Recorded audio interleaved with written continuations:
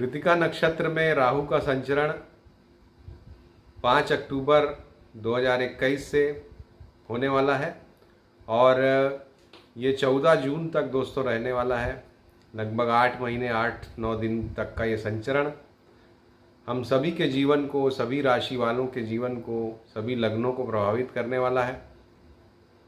तो आज हम जानेंगे कृतिका नक्षत्र के गुणधर्म, कृतिका नक्षत्र के बारे में, स्वामी कार्तिकेय के बारे में और आप सभी की राशियों, लग्नों पे और सारी दुनिया पे इसका क्या प्रभाव पड़ेगा। बहुत ही महत्वपूर्ण ये जो संचरण है इसकी बात करेंगे। कुछ रेमेडीज़ भी हम आपको बताएंगे।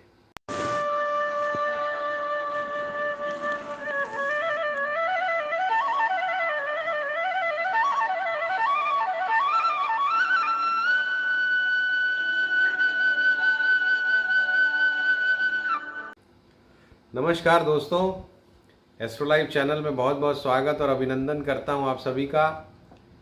आज हम जिस नक्षत्र की बात और जिस ग्रह की बात कर रहे हैं, ये दोनों ही बहुत ही महत्वपूर्ण हैं अपने आप में। कलयुग को सबसे ज़्यादा प्रभावित करने वाला ग्रह राहु अपना नक्षत्र बदलने वाला है।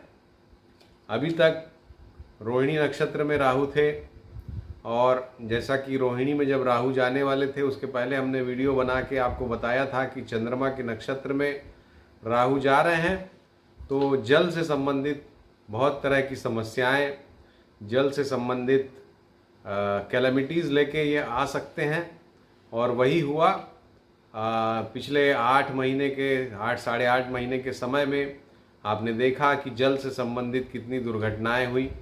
और अब यही राहु चंद्रमा के नक्षत्र से आगे बढ़ते हुए या पीछे हटते हुए कहना चाहिए, क्योंकि राहु और केतु उल्टी गति से चलते हैं, तो रोहिणी नक्षत्र से वापस कृतिका में वो 5 तारीख को एंटर करेंगे, 5 अक्टूबर को, और वहाँ पर वो 14 जून 2022 तक रहेंगे। तो ये फिर से एक बहुत ही महत्वपूर्ण परिवर्तन होने वाला है जो ज्योतिषीय दृष्टिकोण से बहुत ही महत्वपूर्ण है। हम सभी लोग राशियों को अधिक महत्व देने लगे हैं आजकल, लेकिन दोस्तों मैं आपको बताऊं कि पहले के समय में जब ज्योतिष जिस समय पे आगे बढ़ी, जिस समय ज्योतिष के बारे में मूल ज्ञान लोगों को प्राप्त हुआ और बहुत जिस समय में डेवलपमेंट हुए, ज्योतिष से संबंधित खोजें हुई, जिस समय के मनीषियों की किताबें हम लोग रेफरेंस में लेते हैं, उस समय राशियों से ज़्यादा नक्षत्रों का महत्व था। शुरू में तो सिर्फ नक्षत्र ही थे। अगर हम रामायण या महाभारत की बात करें तो उस समय ग्रहों के राशि संचरण की बात नहीं होती थी, नक्षत्र संचरण की बात होती थी। तो नक्षत्रों में ग्रहों का संचरण दोस्तों बहुत ही महत्वपूर्ण है और राशि के संचरण को हम लोग ध्यान देते हैं। जैसे कि हम ये देखते हैं कि वृषभ राशि में राहु कब एंटर हुए या होने वाले हैं, या अब मेष राशि में कब एंटर होंगे, इस पे हम पूरा फोकस करते हैं। लेकिन वास्तविकता यह है कि नक्षत्र का जो परिवर्तन है वो राशियों से भी ज़्यादा महत्वपूर्ण है। और उसी तरह का एक परिवर्तन, बहुत ही महत्वपूर्ण परिवर्तन राहु ग्रह का होने वाला है जब 5 अक्टूबर को राहु कृतिका नक्षत्र में चले जाएंगे। कृतिका नक्षत्र स्वामी कार्तिकेय के ऊपर इसका नाम रखा गया है क्योंकि ये भी 6 नक्षत्रों से मिलकर बनता है, 6 तारों से मिलकर बनने वाला नक्षत्र है।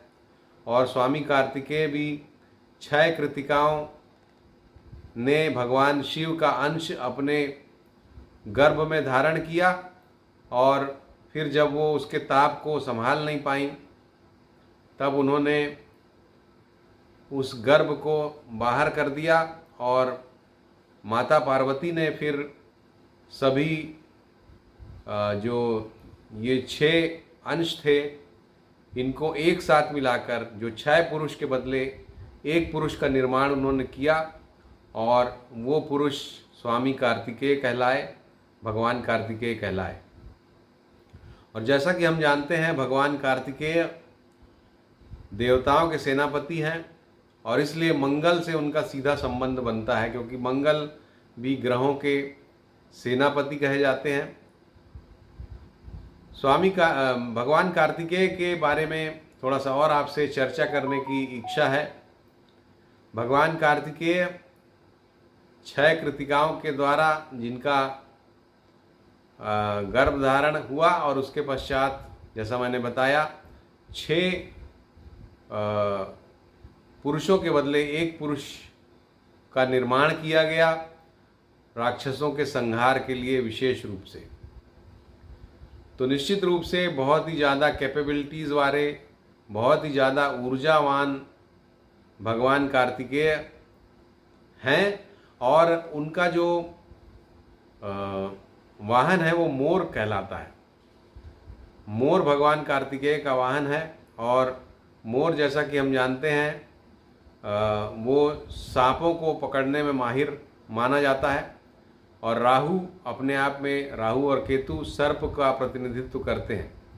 तो जब उसी कृतिका नक्षत्र में, जो कि स्वामी कार्तिकेय से प्रभावित है, उसमें राहु का आना अपने आप में कहीं न कहीं अंतर्द्वंद को भी दिखाएगा, जिसकी हम आगे चर्चा करेंगे। स्वामी कार्तिकेय को दक्षिण में अलग अलग नामों से जाना जाता है। मुरुगन के नाम से उनको तमिलनाडु में जाना जाता है, सुब्रमण्य के नाम से जाना जाता है, नॉर्थ में स्कंद के नाम से जाना जाता है, कुमार के नाम से जाना जाता है।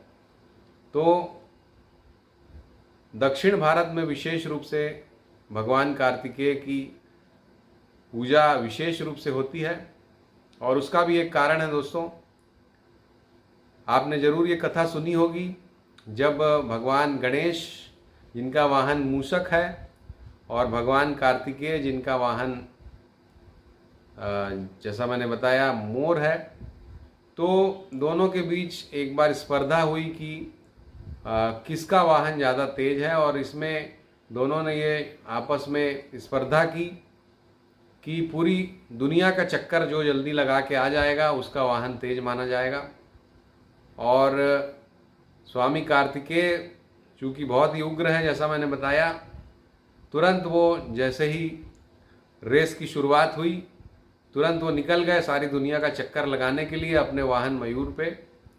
और भगवान गणेश जो कि बुद्धि प्रदाता ग्रह हैं, बुद्धि के ग्रह हैं, माफ़ कीजिएगा, बुद्धि के देवता हैं, तो भगवान गणेश ने अपने माता पिता को ही समस्त पृथ्वी, समस्त जगत माना और उनकी परिक्रमा की। और इस तरह से उन्होंने कहा कि मेरी परिक्रमा पूर्ण हो गई। बाद में जब स्वामी कार्तिकेय, भगवान कार्तिकेय आए, तो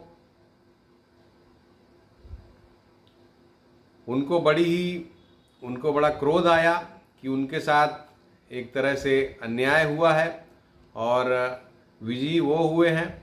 और जब माता पिता ने भी उनका सहयोग या साथ नहीं दिया, तो वो उनसे नाराज होके साउथ में चले गए, भारत के दक्षिण क्षेत्र में वो चले गए। और वहीं पर उन्होंने बहुत ही एक योद्धा के रूप में प्रतिष्ठा प्राप्त की। अगस्त्य मुनि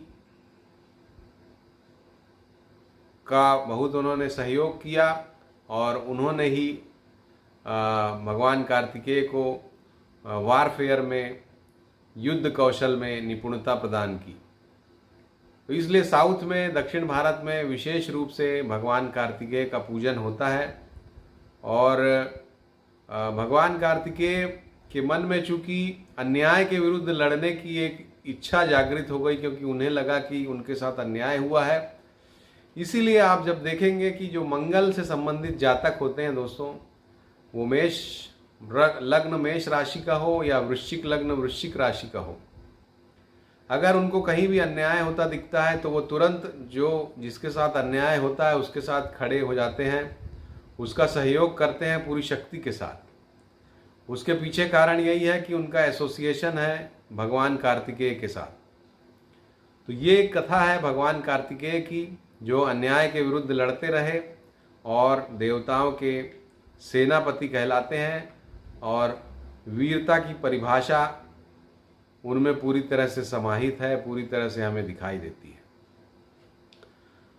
तो अब अपने मुख्य मुद्दे पे दोस्तों आते हैं, और रेमेडीज़ भी इसी से एसोसिएट होंगी। ये जो प्रभाव आ रहा है राहु का कृतिका नक्षत्र में आने से, जैसा मैंने कहा कि कृतिका नक्षत्र जिसको हम एसोसिएट करते हैं स्वामी कार्तिकेय से, और जिनके कृतिका नक्षत्र के जो देवता हैं वो अग्नि हैं, और जो इसका साइन है, जो इसका चिन्ह है, वो है छुरी या तेज धार वाला जो कोई चाकू हो, ब्लेड हो, इस तरह का कोई शार्प एज्ड ऑब्जेक्ट। ये इसका इससे भी इसको दर्शाया जाता है कृतिका नक्षत्र को या कृतिका को। तो अगर इस नक्षत्र के बारे में हम ध्यान दें तो ये नक्षत्र पूरी तरह से परिवर्तन को, किसी चीज को गढ़ने को रिप्रेजेंट करता है, और किसी स्ट्रांग चीज को गढ़ने को रिप्रेजेंट करता है। अगर आप किसी मेटल को किसी शेप में गढ़ना चाहते हैं, कोई शेप देना चाहते हैं, तो आपको उसको गलाना पड़ेगा। आप उसको पहले अग्नि से गलाते हैं और फिर से उसको एक शेप प्रदान करते हैं। या अगर कोई अनवांटेड पार्ट है तो उसको आप शार्प एज से काट के अलग करते हैं। तो कृतिका नक्षत्र जो है दोस्तों, वो मुख्य रूप से गढ़ने का नक्षत्र है, किसी चीज को शेपअप करने का नक्षत्र है। और इसका जो साइन है वो, जैसा मैंने बताया, शार्प एज्ड ऑब्जेक्ट, चाकू वगैरह है। गाड़ी को भी, बैलगाड़ी को भी या गाड़ी को भी ये रिप्रेजेंट करता है। तो ये सब कृतिका नक्षत्र से संबंधित बातें हैं। और जैसा मैंने बताया, कृतिका नक्षत्र शेप देने वाला, गढ़ने वाला, परिवर्तन करने वाला नक्षत्र है। और किसी भी जातक की कुंडली में जब कृतिका नक्षत्र में कोई ग्रह बैठता है तो निश्चित रूप से आप ये मान लीजिए कि वो ग्रह उस व्यक्ति में परिवर्तन लाने के लिए मुख्य रूप से उत्तरदायी ग्रह होता है। जैसा कि हम जानते हैं, हर व्यक्ति के जीवन में किसी मरहले पर, किसी स्टेज में परिवर्तन आते हैं। वो स्वयं को गढ़ता है और उससे फिर उसका जीवन चलता है। तो कृतिका नक्षत्र में जो ग्रह बैठते हैं कुंडली में, वो आपको गढ़ने वाले नक्षत्र होते हैं। वो अपनी आग में तपाते हैं। शार्प ऑब्जेक्ट से जैसे चीजलिंग होती है या कट होता है, उस तरह से कठिन घटनाओं से आपको शेपअप करते हैं और फिर आपकी पर्सनालिटी का निर्माण होता है। तो इतना महत्वपूर्ण ये नक्षत्र है कृतिका नक्षत्र। कृतिका नक्षत्र में जो चंद्रमा जिन जातकों का होता है, यानी जिसको हम जन्म नक्षत्र बोलते हैं, जिनका जन्म नक्षत्र कृतिका है, ऐसे लोग बहुत ही आउटस्पोकन होते हैं, स्पष्टवादी होते हैं। वाद विवाद भी उनके कई बार हो जाते हैं स्पष्टवादिता के कारण, लेकिन क्लैरिटी ऑफ माइंड उनकी रहती है। अपने बातों में उनको कहीं पे भी कोई कन्फ्यूजन नहीं होता, पूरी तरह से वो कन्विंस्ड होते हैं और एक कन्विंस्ड मानसिकता के साथ वो जीवन में आगे बढ़ते हैं। ये इस नक्षत्र में जन्मे हुए जातकों की विशेषता होती है। इसीलिए ऐसे जातक अपने क्षेत्रों में सफल पाए जाते हैं, विशेषकर अगर वो क्षेत्र लीडरशिप से रिलेटेड हो, नेता बनने से संबंधित हो, मिलिट्री में कोई लीडरशिप की बात हो, या कहीं पर भी लीडरशिप से रिलेटेड हो। लीडरशिप क्वालिटी इस नक्षत्र के जातकों में पाई जाती है। अब आइए दोस्तों समझते हैं, ये तो काफ़ी लंबा वर्णन हो गया कृतिका नक्षत्र और स्वामी कार्तिकेय के बारे में। अब समझते हैं कि राहु जब इस नक्षत्र में जाएंगे तो क्या होगा। जैसा कि हम जानते हैं, राहु कन्फ्यूजन वाले ग्रह हैं, लेकिन राहु का एक स्वभाव ये भी है कि वो जहाँ जाते हैं, जहाँ बैठते हैं, उसकी क्षमताओं में एकाएक वृद्धि कर देते हैं, बहुत ज़्यादा मात्रा में। और इतनी मात्रा में वो वृद्धि हो जाती है कि अति सर्वत्र वर्जयेत जिसको बोला जाता है, अति तक वो चीज़ें पहुंच जाती हैं और अति वर्जित होती है, अति कहीं भी खराब होती है। तो ऐसे समय में राहु के किसी ग्रह को प्रभावित करने से उस ग्रह के जो नेचुरल ट्रेट्स हैं वो भी बिगड़ जाते हैं। और चूंकि ये कृतिका नक्षत्र सूर्य के नक्षत्र में राहु जाने वाले हैं, और जैसा कि हम जानते हैं सूर्य संसार को चलाने वाला ग्रह है, ग्रहों के राजा हैं सूर्यदेव, और राजा पर राहु का प्रभाव आने से कहीं न कहीं मति भ्रम की स्थिति पैदा करता है। तो ऐसे समय में जो लोग सत्ता से संबंधित हैं, यानी कि कहीं पर भी जो लोग हेडशिप कर रहे हैं, उन लोगों को अपने निर्णयों को बहुत सोच समझ के लेने की ज़रूरत है। ये ध्यान रखना होगा कि कहीं पे भी सीमा रेखा पार न हो जाए। अगर आप कहीं पर बॉस हैं तो आप देखें कि सबऑर्डिनेट्स को आप इतना ज़्यादा डिक्टेट ना करें कि वो सीमा रेखा के पार चला जाए। पहली बात तो ये है। दूसरी बात, चूंकि ये इल्यूजन से संबंधित ग्रह है, राहु इल्यूजन पैदा करते हैं, तो हर किसी के जीवन में, हर व्यक्ति को, सिर्फ हायर अप्स नहीं, हर व्यक्ति को के जीवन में ये इल्यूजन लेके आएंगे। जो मूल प्रश्न है उससे आप भटक सकते हैं। और पंचम भाव, जो काल पुरुष की कुंडली का पंचम भाव है, उसके स्वामी होते हैं सूर्य। पंचम भाव भी एक तरह से बुद्धि विवेक का भाव माना जाता है। तो विवेकहीनता राहु के वहाँ पर आने से हो सकती है। बच्चों को कष्ट राहु के वहाँ पर आने से हो सकता है। ये प्रमुख तौर पे आपको देखने को मिलेगा 5 अक्टूबर से और 14 जून तक के समय में। इसके अलावा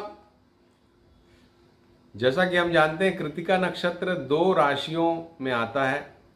इसका पहला चरण जो है वो मेष राशि में आता है और बाकी के 3 चरण आते हैं वृषभ राशि में। और अभी राहु वृषभ राशि में है, उल्टा चल रहे हैं। वृषभ से चलते चलते वो 12 अप्रैल को मेष राशि में एंटर करेंगे कृतिका नक्षत्र के पहले चरण में। नवमांश की दृष्टि से अगर देखें तो कृतिका का पहला चरण धनु नवमांश में आता है। दूसरे चरण जो है, दूसरा चरण वो मकर नवमांश में, तीसरा कुंभ नवमांश में और चौथा मीन नवमांश में आता है। और इसके कृतिका नक्षत्र के जो 2 नवमांश हैं, या जो 2 प्रमुख नवमांश हैं, वो पुष्कर नवमांश में आते हैं। जैसा कि हम जानते हैं, पुष्कर नवमांश बहुत ही शुभ नवमांश होते हैं। तो आप समझ लीजिए कृतिका नक्षत्र कितना महत्वपूर्ण, कितना शुभ नक्षत्र है कि इसके जो 13 डिग्री 20 मिनट का इसका काल है, इसमें से आधा एक तरह से हम बोल लें, शुरू का 3 डिग्री 20 मिनट और अंतिम का 3 डिग्री 20 मिनट, ये पुष्कर नवमांश में आता है। और इसमें यदि किसी जातक का कोई ग्रह बैठता है तो वो ग्रह बहुत ही ज़्यादा शुभ फल प्रदान करता है, बहुत ही ज़्यादा शुभता कारक माना जाता है। तो ये कृतिका नक्षत्र का इम्पोर्टेंस है और इसलिए राहु का इस नक्षत्र में संचरण बहुत ही विशेष रहने वाला है। चूंकि 2 राशियां प्रभावित हो रही हैं, तो एक के स्वामी मंगल हैं, एक के स्वामी शुक्र हैं। अभी जहां पर राहु आएंगे वो शुक्र की राशि है, वृषभ राशि, और इसके बाद फिर मंगल। चूंकि दोनों राशियों में इसका नक्षत्र का प्रभाव है, तो मंगल भी प्रभावित होगा, शुक्र भी प्रभावित होगा। और नवमांश देखें अगर, जैसा मैंने बताया, धनु और मीन के स्वामी गुरु और मकर और कुंभ के स्वामी शनि। तो इस तरह से 4 ग्रह ये हो गए और 5वें ग्रह स्वयं सूर्य, जिसके जो कि कृतिका नक्षत्र के स्वामी हैं। तो इस तरह से राहु का जो ये संचरण है ये 5 ग्रहों को दोस्तों प्रभावित करने वाला है, इसलिए हमारे आपके सभी के जीवन में इसका गहरा प्रभाव पड़ेगा और दुनिया में भी इसका गहरा प्रभाव पड़ेगा। जैसा मैंने बताया, किस तरह की भावनाएं, किस तरह की बातें होंगी। सत्ता पक्ष में जो लोग हैं वहाँ पर आप बहुत बड़े बड़े परिवर्तन देखेंगे इन 8 महीनों के समय में, और साथ ही कुछ दुर्घटनाएं भी हो सकती हैं जिसमें विशिष्ट लोग प्रभावित हो सकते हैं, क्योंकि कृतिका नक्षत्र वाहन से संबंध रखता है और वहाँ पर राहु आ रहे हैं। तो वाहनों में, चाहे वो कार हो या एरोप्लेन हो, उसमें बैठे हुए विशिष्ट व्यक्ति खतरे पे आ सकते हैं, तो उन्हें सावधान रहना चाहिए। तो आइए दोस्तों, आप समझने का प्रयास करते हैं कि अलग अलग लग्नों और राशियों के लिए इसका क्या प्रभाव पड़ेगा। सबसे पहले मेष लग्न, मेष राशि, आपके लिए जहाँ ये दूसरे भाव में राहु हैं और कृतिका नक्षत्र सूर्य का नक्षत्र आपके पंचम भाव को रिप्रेजेंट करता है, तो निश्चित रूप से आपको, जो मैंने बोला, अपनी बात, विचार, व्यवहार सभी में बहुत संयमित रहना होगा। कोई ऐसी बात आप कर दें जिससे आपका काम बिगड़ जाए, तो वाणी में बहुत ही संतुलन की आवश्यकता है आपको। और साथ ही प्लानिंग आप ठीक से करें, आपकी प्लानिंग गलत हो सकती है, संतान के मामले में कुछ चिंता हो सकती है। तो ये सब फल आपके लिए हैं राहु के कृतिका नक्षत्र में संचरण के। दूसरे नंबर की राशि वृषभ लग्न, वृषभ राशि के लिए अभी शुरुआत में ये आपके लग्न में या राशि में संचरण कर रहे हैं, इसके बाद 12वें भाव में चले जाएंगे। तो ये जो संचरण है, सूर्य चूंकि चौथे भाव के स्वामी हैं आपके लिए, तो आपको वाहन से संबंधित विशेष रूप से सावधानी रखनी चाहिए और ज़मीन जायदाद के मामलों में सावधानी रखें। विदेश वगैरह में कोई व्यापार अगर आपका चलता है तो उसमें आपको बहुत ही ज़्यादा लाभ हो सकता है, साथ ही आपका प्रभाव काफ़ी बढ़ सकता है। मेष लग्न, मेष राशि वालों का भी प्रभाव में वृद्धि होगी, विशेष करके अप्रैल शुरू होने के बाद से। तो वो मैंने बोलना भूल गया था, वो आप सप्लीमेंट कर लीजिए। वृषभ राशि के जीवन में उनके प्रभाव में वृद्धि होगी, निश्चित रूप से राहु का ये संचरण उनके प्रभाव में वृद्धि लेकर के आएगा। मिथुन लग्न, मिथुन राशि के जो जातक हैं उनके लिए, जैसा कि हम देख पा रहे हैं कि ये अभी 12वें भाव में है और मेष राशि इनके 11वें भाव में बैठती है। सूर्य जो है इनके तीसरे भाव के स्वामी हैं। तो आपको पराक्रम आपका बढ़ा चढ़ा रहेगा। जो आलस्य थोड़ा आपको घेर रहा था शनि के दुष्प्रभाव से, वो अब थोड़ा थोड़ा दूर होगा और आप एक्टिव होंगे फिर से। तो ये एक अच्छा संकेत है। छोटे भाई बहनों के लिए ये कहीं पर कष्ट ला सकता है, सहयोगियों के लिए कष्ट ला सकता है, लेकिन आपके लिए एक्टिविटी को बढ़ाने वाला होगा। और जो कंप्यूटर का क्षेत्र है या जो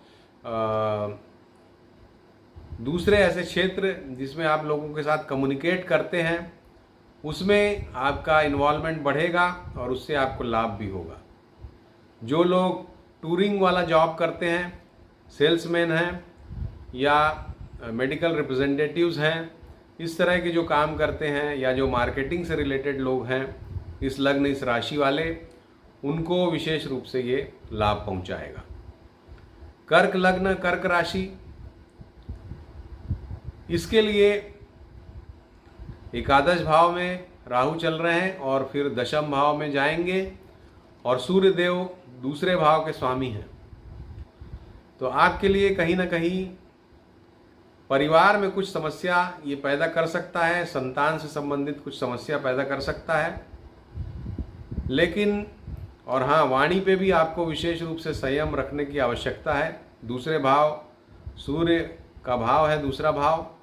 वाणी आपकी बहुत खराब हो सकती है ऐसे समय में। अहंकार से बचें, और लाभ जरूर आपको ये देगा, अच्छा लाभ प्रदान करेगा। विशेष रूप से मित्रों का कोई सहयोग, कोई पॉलिटिकल सहयोग आपको मिल सकता है इस समय पर। अगर आपका कोई काम रुका हुआ है तो आप पॉलिटिकल सहयोग से अगर इसको पूर्ण करा सकते हैं तो आप प्रयास करें। कोई आपका मित्र पॉलिटिशियन आपको सहयोग दे सकता है। कार्य क्षेत्र में बदलाव के संकेत भी ये लेके आएगा ये संचरण। और अप्रैल से फिर जब मेष राशि में संचरण हो जाएगा राहु का, यानी कि पहला चरण कृतिका नक्षत्र का, वहाँ पर निश्चित रूप से आपके कार्य क्षेत्र में कुछ बदलाव के संकेत हमको दिखाई देते हैं। लेकिन चूंकि चंद्रमा के नक्षत्र से ये निकल गया है राहु, तो थोड़ा आप रिलीव्ड महसूस कर सकते हैं, ऐसा मुझे लगता है मानसिक रूप से। सिंह लग्न सिंह राशि, आपके 10वें और फिर 9वें भाव में नक्षत्र इसका राहु का संचरण होगा। और सूर्य तो आपके स्वयं के लग्न राशि के मालिक हैं, तो आपको स्वास्थ्य के मामले में थोड़ा सा सावधान रहना होगा। एग्रेशन आपका बहुत ज़्यादा बढ़ा देंगे राहु आकर के आपके नक्षत्र में, सूर्य के नक्षत्र में, तो एग्रेसिव आप फील करेंगे, एजिटेटेड फील करेंगे, प्रभाव आपका बहुत बढ़ेगा। ये सभी अच्छी बातें होंगी प्रभाव बढ़ने वाली, लेकिन एग्रेशन से आपको बढ़ना है। अहंकार इतना न बढ़ जाए कि आपको शारीरिक रूप से नुकसान पहुंचा दे, या किसी बड़ी हस्ती से आप भिड़ जाएं, इस तरह का भी हो सकता है। तो इसके लिए सावधानी रखें। कार्य क्षेत्र में आपके परिवर्तन करा सकता है अभी ये समय, निश्चित रूप से करा सकता है, आपका स्थान बदला सकता है। तो साथ ही कोई बड़ा दायित्व, बड़ी पोजीशन आपको मिल सकती है, आपका स्थानांतरण हो सकता है। तो हर तरह से परिवर्तनकारी समय है और धनात्मक परिवर्तन होगा आपके जीवन में। इसके पश्चात कन्या लग्न कन्या राशि, इसके लिए जैसा कि हम जानते हैं अभी 9वें भाव में हैं, फिर अष्टम में चले जाएंगे राहु, और सूर्य देव आपके 12वें भाव के मालिक हैं। तो कहीं ना कहीं आपके खर्चे जो हैं अनवांटेड बढ़ सकते हैं इस संचरण के कारण। और विदेश वगैरह अगर आप जाना चाहते थे तो आपको ज़रूर ये मदद करेगा राहु का संचरण। अगर आप विदेश जाना चाहते हैं, विदेश में काम करना चाहते हैं, विदेश से व्यापार करना चाहते हैं, तो यही मौका है, यही समय है, जंप कर जाइए। निश्चित रूप से आपकी सारी चीज़ों को ये सेटल कर देगा। और व्यर्थ के खर्च कराएगा, जैसे मैंने बताया। कुछ शारीरिक तकलीफ भी देगा, पेट से संबंधित कुछ तकलीफ़ें आप अप्रैल से महसूस करेंगे। छोटा मोटा ऑपरेशन वगैरह भी अप्रैल के बाद आपका ये करा सकता है, विशेष करके जून तक। तो उस समय आप सावधानी रखें। और सांप के सपने आना या आमने सामने सर्प दिख जाना, इस तरह की घटनाएं भी कन्या लग्न कन्या राशि वालों के साथ में जून 14 तक हो सकती हैं। तो वो भी एक इसका एंगल है। और सर्प का देखना कहीं ना कहीं धन की प्राप्ति भी कराता है। स्वप्न में अगर आप सर्प देखते हैं तो धन की प्राप्ति भी ये कराएगा। इसके बाद तुला लग्न तुला राशि, आपके लिए अष्टम में और फिर सप्तम में राहु का ये संचरण, और सूर्य जो है वो आपके एकादश भाव के स्वामी हैं। तो आपके लिए अभी तो ये स्वास्थ्यकर दृष्टि से अच्छा नहीं है। आपको राहु शांति मंत्र का निश्चित रूप से पाठ करना चाहिए। मेंटल टेंशन और प्रेशर भी ये देता है। राहु का अष्टम में संचरण एक अनिश्चितता की भावना देता है। तो आप राहु शांति मंत्र का जप करें, उससे आपको लाभ होगा। अप्रैल से आपके सप्तम भाव में आएंगे राहु, तो विवाह योग्य जो लोग हैं उनका विवाह की स्थिति बनाएंगे। और विवाह के बाद एक बार उनका विवाह टूट भी सकता है, लेकिन विवाह के योग जरूर बनाते हैं राहु सप्तम में आके। और जो लोग आपस में, जो कपल जिनका आपस में बनती नहीं है, उनके पारिवारिक जीवन में और भी ज़्यादा जहर घोलने का काम ये राहु कर सकते हैं। ऐसे समय में अपने जीवन साथी पे विश्वास करें। अविश्वास के कारण आपका साथ जो है, आपकी जोड़ी टूट सकती है। तो ये जो संचरण है तुला राशि के लिए, धन के मामले में अचानक बड़ा धन आपको मिल सकता है। ये धन के मामले में फ़ायदेमंद है, लेकिन स्वास्थ्य के मामले में, परिवार के मामले में उतना अच्छा नहीं है। और आपके लिए राहु शांति मंत्र का जप करना, कोई मोर अगर आपको मिल जाए तो उसको, जैसा मोदी जी ने फीड किया था वैसा आप भी फीड करें। और मोर पंख भी आप अपने पास रख सकते हैं, उससे भी लाभ होगा, वो आपको बचाएगा राहु के दोषों से। वृश्चिक लग्न, वृश्चिक राशि वाले, जैसा मैंने बताया कि ये स्वामी कार्तिकेय, भगवान कार्तिकेय से सीधा एसोसिएशन होता है मंगल के लग्न राशि वालों का। तो आपको भगवान कार्तिकेय की पूजा पाठ हमेशा करना चाहिए। और आपके लिए ये सप्तम भाव और फिर छठवें भाव में हो रहा है, और दशम भाव में सूर्य आपके स्वामी दशम भाव के बनते हैं। तो आपके कार्य व्यापार में निश्चित रूप से ये परिवर्तन लेके आएगा। नौकरी में तबादला हो सकता है। अभी तक आप जो कार्य कर रहे थे उसमें निश्चित रूप से परिवर्तन होगा। आपका ट्रांसफ़र वगैरह हो सकता है। दुकान अगर आप करते हैं तो उसकी जगह बदल सकती है, काम धंधा बदल सकता है, लेकिन इसका जो प्रभाव है पॉजिटिव होगा, धनात्मक होगा और अच्छा होगा। ये एक अच्छी बात है। पारिवारिक जीवन में कहीं ना कहीं असंतोष, जीवन साथी के साथ मनमुटाव ये बढ़ा सकता है। विवाह योग्य जो लोग हैं उनके विवाह की परिस्थितियां भी बनाएगा, खास करके अप्रैल तक। तो ये आपके लिए कमोबेश अच्छा ही है ये संचरण, और आगे जाके और अच्छा हो जाएगा। धनु लग्न, धनु राशि के लिए, जैसा कि छठवें भाव में अभी राहु हैं और फिर पांचवें में जाएंगे, और सूर्य देव आपके लिए भाग्य स्थान के मालिक हैं। तो आपको भाग्यवर्धन में बहुत बड़ी सहायता राहु का ये संचरण करेगा। शत्रुहंता योग आपको प्राप्त है। अभी शत्रुओं पर आप विजय प्राप्त करेंगे। सिर्फ अपने पिता के स्वास्थ्य का आपको ध्यान रखना है, बाकी सब कुछ अच्छा है। शत्रुओं पर विजय प्राप्त करेंगे। काम धंधे में आपके भी धनात्मक तब्दीली हो सकती है, व्यापार अगर विशेष रूप से आप करते हैं तो। और अप्रैल से फिर आपको आपके संतान का प्रभाव बढ़ेगा। हालांकि संतान के स्वास्थ्य वगैरह की चिंता भी आपको रहेगी, लेकिन आपकी संतान के लिए पॉजिटिव पीरियड अप्रैल से शुरू होगा। और आपके लिए भी अभी बहुत ही अच्छा समय है।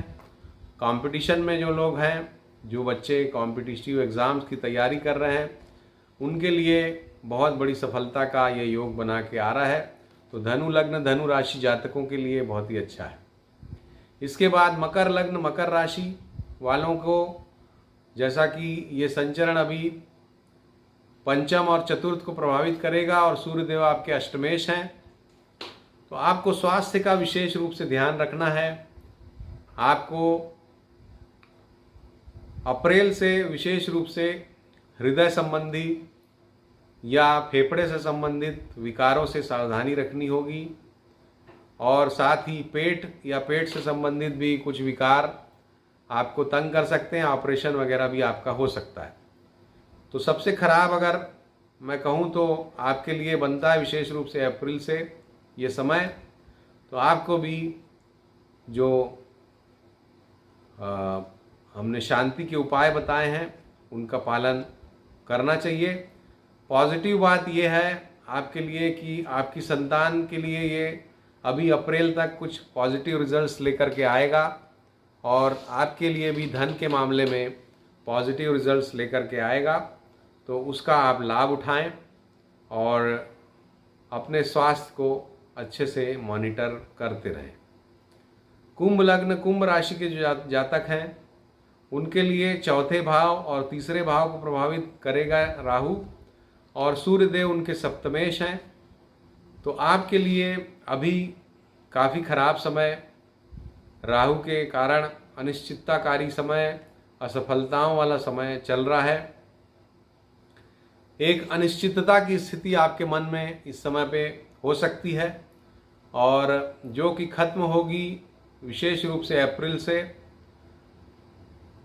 परिवार के मामले में अभी अच्छा समय नहीं है। परिवार में कहीं ना कहीं डिस्प्यूट्स हो सकते हैं, झगड़ा हो सकता है, विचार विभिन्नता हो सकती है, तो उससे सावधानी रखें।